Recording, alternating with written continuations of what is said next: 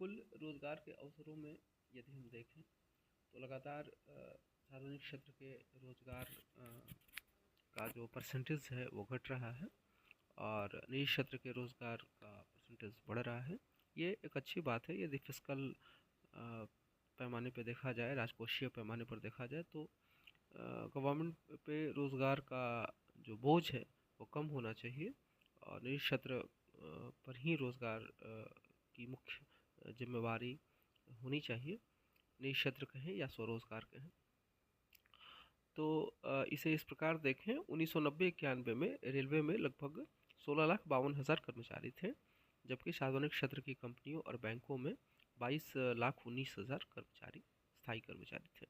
यह संख्या 2001 में कम होकर क्रमशः 15,45,000 यानी रेलवे में 15,45,000 और बैंकों और सार्वजनिक क्षेत्र के अन्य संस्थानों में 17,40,000 कर्मचारी हो गए, यानी संख्या घटी।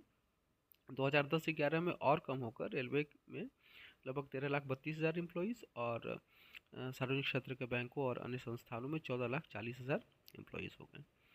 वही वर्ष 2023-24 में यह और कम होकर रेलवे में 12,52,000 और सार्वजनिक क्षेत्र के बैंकों और अन्य संस्थानों में 8,14,000 एम्प्लॉयज़ हो गए। यानी सार्वजनिक क्षेत्र में रोज़गार के अवसर घट रहे हैं और निजी क्षेत्र में रोज़गार के अवसर बढ़ रहे हैं। तो ये जो लैंडस्केप है, रोज़गार का लैंडस्केप, ये चेंज हो रहा है और ये अच्छी दिशा की ओर दिखाता है।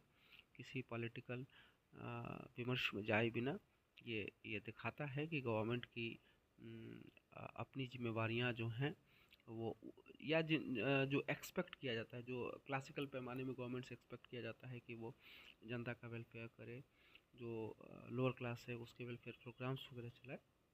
सरकार का मुख्य काम नौकरियां देना नहीं है। तो उन अर्थों में उसे राजकोषीय जिम्मेवारी बहुत उठानी पड़ती है, राजकोषीय घाटा बहुत पड़ता है। राजकोषीय घाटा दूसरे कारणों से बढ़ रहा है अभी भारत में। जो नौकरियों का योगदान है वो भी बढ़ा है, लेकिन कंपैरेटिवली सोचिए कि 1990-91 के स्तर पर गवर्नमेंट नौकरियां दे रही होती तो क्या होता। गवर्नमेंट दूसरे प्रोग्राम्स के लिए या फिर कैपिटल एक्सपेंडिचर के जो पैसा निकाल पा रही है वो नहीं निकाल पाती। तो इसे और थोड़े से इसका विस्तार करके देखें तो निजी क्षेत्र के 5 बड़े बैंकों HDFC, ICICI, axis, Kotak Mahindra और बंधन बैंक को एक